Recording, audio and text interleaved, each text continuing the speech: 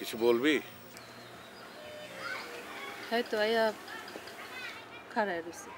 সেটা তো দুপুরবেলার কথা, তুই এখনো যাস নাই? আমি তো আপনাকে কইছি আমি আর হ্যার পথে নাই। শোন, তুই ওর উপর আর রাগ করিস না। ও তো এখন মহৎ কর্ম করছে, মহৎ কর্ম করে মহৎ মানুষ হয়েছে।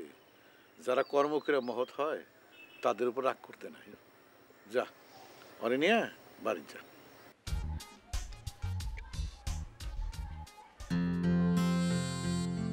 শাপলা মনে হয় অনেক খেপছে। আমি এত বড় একটা কাজ করলাম, সব কিছু জানার পর আইলো না। দিন শেষ হয়ে গেল, রাত হয়ে যাইতেছে। সত্যই কি শাপলা আইব না?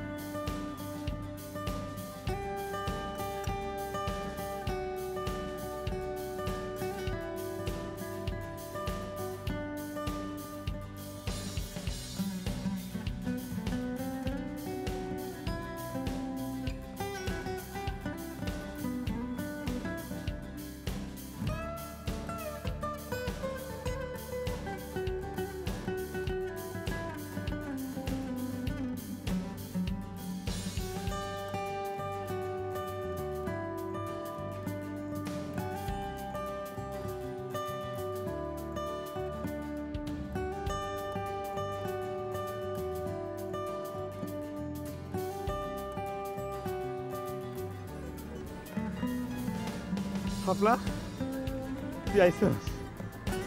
আমার পর রাগ করছস না? আমি আর কোনোদিন ঢাকা যাবো না। সত্য।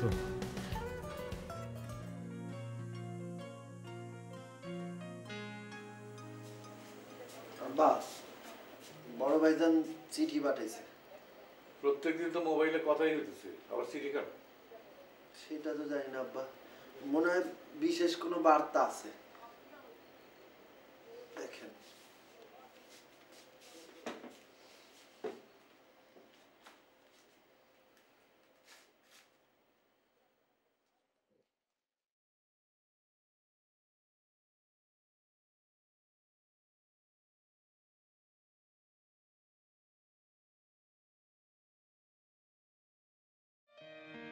আব্বা, ভাইজান কি লিখছে চিঠিতে? আমি তার ছবিতে যে অভিনয় করেছিলাম সেটা সর্বমহলে প্রশংসিত হয়েছে। এইটা আপনি কি বলতেছেন আব্বা? তোমার কি মনে হইতেছে আমি তোমার সাথে মজা করতেছি?